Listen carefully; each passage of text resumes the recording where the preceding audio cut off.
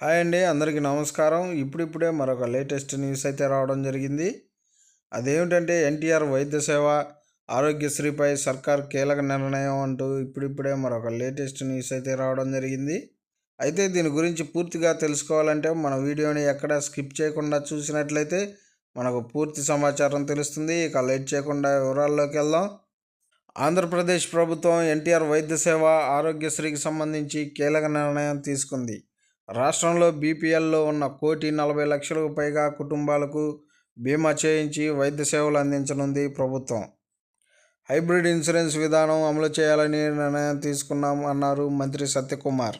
ఈ ఏడాది ఏప్రిల్ 1వ తేదీ నుంచి బీమా విధానంలో ఆరోగ్యశ్రీ సేవలు అందుబాటులో ఉంటాయన్నారు. ఆయుష్మాన్ భారత్, ఎన్టీఆర్ వైద్య సేవ ఇన్సూరెన్స్ కంపెనీలు సంయుక్తంగా హైబ్రిడ్ బీమా విధానంలో వైద్య సేవలు అందిస్తాయన్నారు. మొత్తం 1.43 కోట్ల కుటుంబాలకు బీమా విధానంలో వైద్య సేవలు అందేలా హైబ్రిడ్ విధానం ఉంటుందన్నారు మంత్రి సత్యకుమార్ యాదవ్.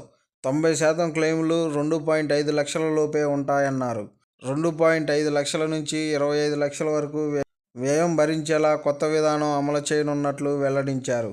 హైబ్రిడ్ విధానంలో ప్రతి కుటుంబానికి 2,500 వరకు ప్రీమియం ఉంటుంది. ఆసుపత్రులకు బిల్లులు రావనే ఇబ్బంది లేకుండా, రోగులను ఇబ్బందులకు గురి చేయకుండా ఇన్సూరెన్స్ కంపెనీలు బిల్లులు చెల్లించే విధంగా చర్యలు ఉంటాయన్నారు.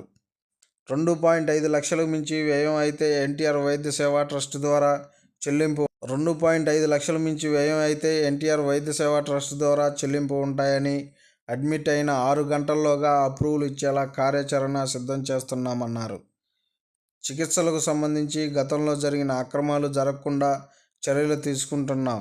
కొత్త హైబ్రిడ్ విధానంలో 3,257 చికిత్సా విధానాలకు వర్తింపజేయనున్నట్లు వెల్లడించారు మంత్రి సత్యకుమార్ యాదవ్.